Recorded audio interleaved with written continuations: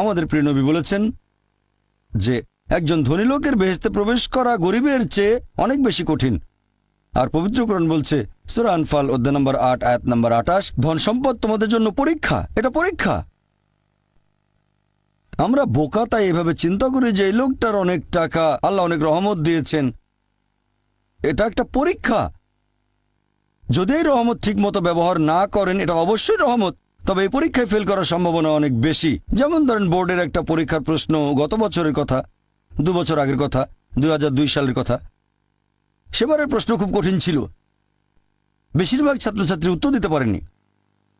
পরের বছর সেই প্রশ্নটা আসলো না, তখন এটা বলা বোকামি, ও দুঃখ এবার তো আসলো না, আপনি তো খুশি হবেন যে এবার আসেনি। তাহলে সম্পদ একটা পরীক্ষা।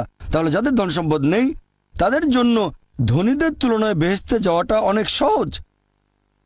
আল্লাহ এক একজনকে এক একভাবে পরীক্ষা করেন।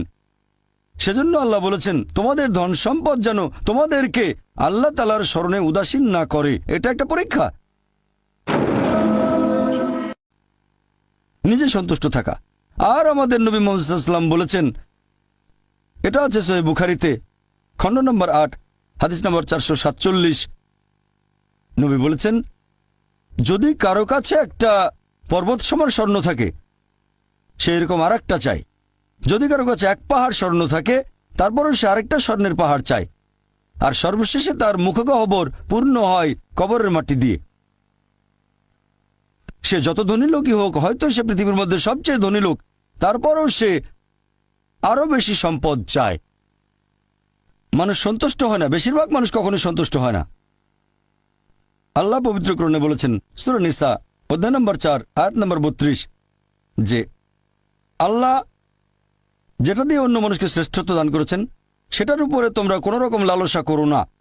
এভাবে বলবেন না যে হে আল্লাহ তুমি অমুককে অনেক সম্পদ দিয়েছো, অমুককে অনেক সুন্দর একটা গাড়ি দিয়েছো, এমন কিছু আল্লাহর কাছে চাইবেন না যেটা অন্য কাউকে আল্লাহ দিয়েছেন, এতে লোকসান হবে আপনার। আর আমাদের প্রিয় নবী মুহাম্মদ সাল্লাল্লাহু আলাইহি সাল্লাম বলেছেন, এটা আছে সহিহ বুখারীতে খণ্ড নম্বর 4, আমাদের নবী বলেছেন যে সেই লোকদের দেখো যাদের ভাগ্য তোমার চেয়ে খারাপ, সেই সব লোককে দেখো না যারা তোমার চেয়ে বেশি ভাগ্যবান। তা না হলে তোমরা আল্লাহ তাআলাকে স্মরণ করায় অবহেলা করতে পারো, তা না হলে প্রতিপালকের প্রতি অকৃতজ্ঞ হয়ে যেতে পারো।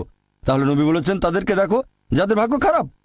তখন আপনি বলছেন আচ্ছা এই লোকটার তো কোনো গাড়ি নেই, আমার একটা মারুতি অন্তত আছে। তাকে দেখবেন না যারা সে মার্সিডিজ